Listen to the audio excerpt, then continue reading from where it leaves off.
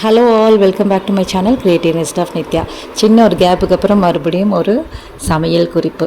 இது ஒரு ராகி உப்புமா. லாஸ்ட் வீக்லேயே ஒரு 2 டைம்ஸ் பண்ணி சாப்பிட்டுருந்தோம். ரொம்ப சூப்பராக வந்திருந்தது. கண்டிப்பாக நெக்ஸ்ட் டைம் பண்ணும்போது இந்த ரெசிப்பியை ஒரு வீடியோ எடுத்து உங்களோட ஷேர் பண்ணணும்னு நினச்சிட்டு இருந்தேன். கரெக்டாக நேற்றுக்கு எனக்கு பண்ணுற சான்ஸ் கிடச்சிது. எப்படி பண்ணுறதுன்னு பார்க்கலாம். ஒன்றுமே இல்லை, ரொம்ப சிம்பிள் அண்ட் ஈஸியாக பண்ணுற ஒரு ஃபுட்டு தான், ஒரு உப்புமா தான். டிஃப்ரெண்ட்டாக இருக்கும், கண்டிப்பாக டேஸ்டியாக இருக்கும். குழந்தைங்கலேருந்து பெரியவங்க வரைக்கும் எல்லாம் விரும்பி சாப்பிடுவோம். இதுக்கு நான் இந்த கப்பில் ஒரு 1/2 கப்பு ரவை, வெள்ளை ரவை அண்டு 1/2 கப் ராகி மாவு எடுத்துருக்கேன். ரெண்டையுமே முதல் ரவையை லைட்டாக வறுத்துட்டு வாசனை வரும்போது ராகியும் போட்டு நல்லா வறுத்து எடுத்துக்கலாம்.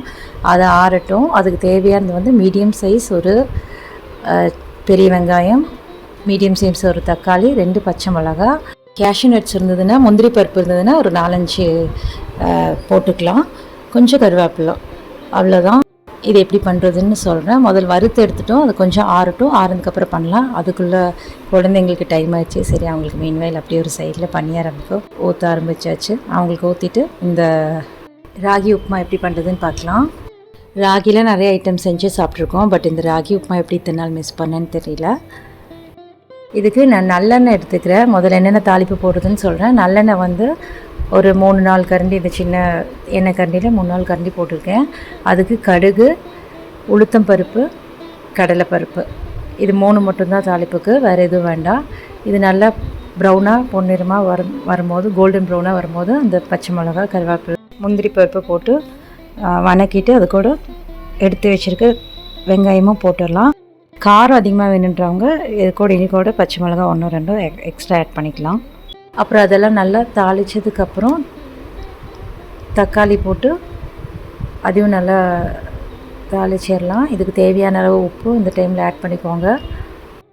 எந்த அளவுக்கு நான் அந்த ரவையும் ராகியும் எடுத்துக்கணும், அதுக்கு 3 டைம்ஸ் தண்ணி எடுத்துக்கலாம்.